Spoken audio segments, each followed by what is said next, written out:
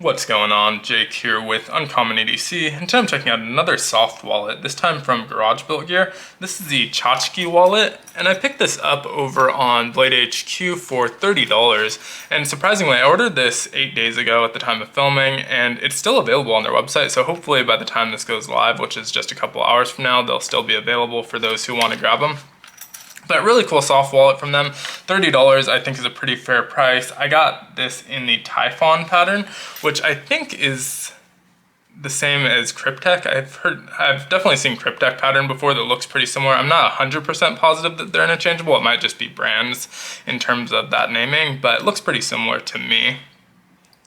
It comes in a bunch of different patterns. The one that Blade HQ had is only this pattern, but it is available in other patterns if you follow Garage Built Gear for those drops. And I also got the loop panel on the back. This has a 2-inch panel of loop that goes the entire length of the wallet. And so the dimensions on this wallet, it's about 4.75 inches wide, 3.4 inches tall, and around 1/4 inch thick, although with my current loadout, it's closer to about 1/2 inch. Empty, it weighs in at less than an ounce, I believe 0.85 ounces, so fairly lightweight, but a pretty durable filling material. I'm not 100% sure, as no one listed what the material is, but it feels like kind of a thicker nylon or maybe a thinner Cordura. Feels pretty durable. It's got YKK zippers, 2 different sizes. The front one has this kind of medium size one, and the top one has this larger one. I kind of wish they would have went with a smaller zipper on the top one just so that they're the same size, and because this one's pretty large and it rattles a little bit. I don't have change in here. I do have a single coin, but obviously nothing for it to rattle against since there's 1 coin in here, but it rattles a little bit. It's not so dramatic in your pocket, but every once in a while you'll hear it if it's not snug in your pants. And so something to keep in mind there. But there are YKK zippers on the loop panel on the back. I have a couple patches. The Kiss to Cook is from JRW Gear. I don't think this one was ever for sale. It came with one of the items I ordered recently. We'll probably do a video on that item pretty soon. The Crispy Clean Grinds from Justin Lundquist, and these are from Screaming Pirate EDC. I don't remember the name of this patch series, but it's obviously got the Pirate Santa and the Yo Ho Ho patch in it. So I'll get into what's inside, and then I'll kind of give a comparison to a similar wallet. But up front, I have just kind of the standard, what you'll see in a lot of my soft wallet videos, fake ID, as well as 2 credit cards. I don't typically carry a ton of credit cards. It can accommodate more, but I try to go pretty minimal. So if I lose my wallet, I don't lose every card that I have. And also just so it's a little bit less bulky. Also have some cash in there. Single bill, but again, it'll fit much more than that.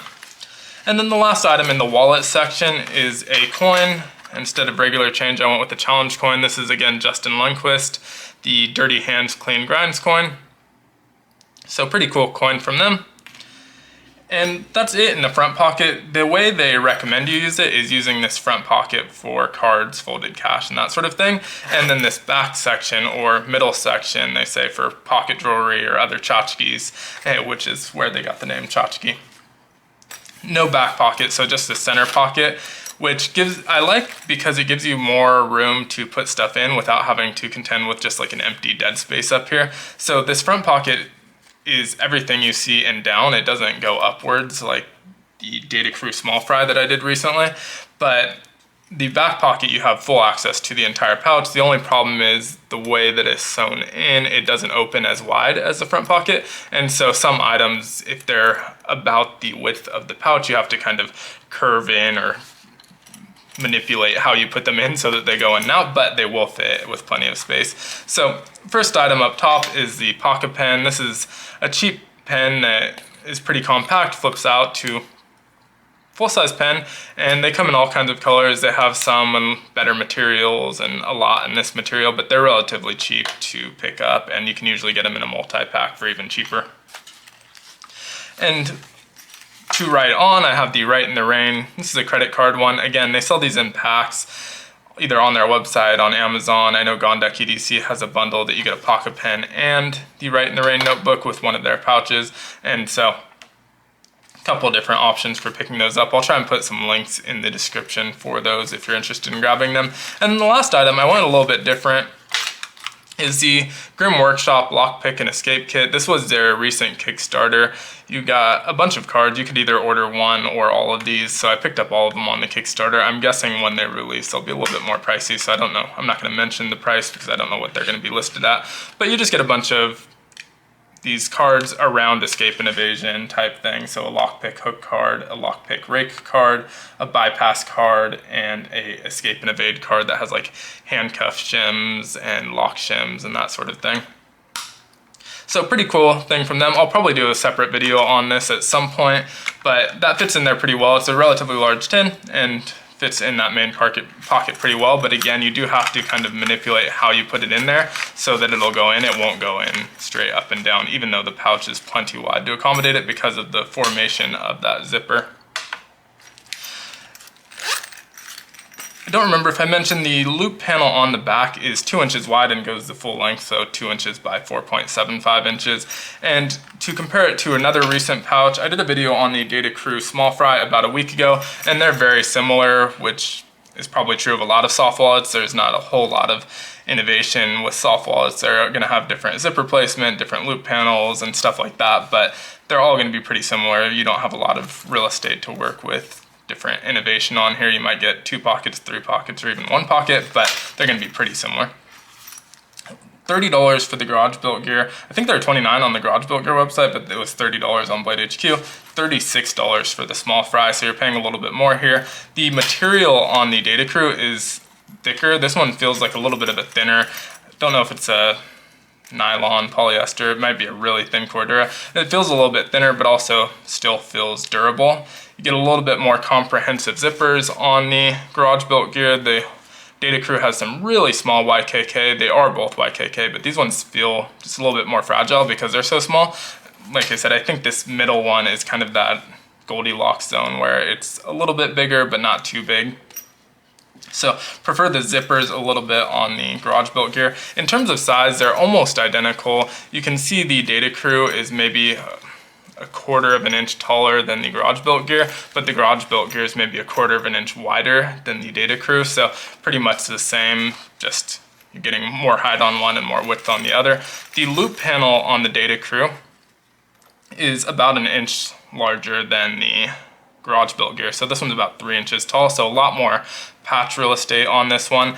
The pocket configuration is similar, but again, pretty different.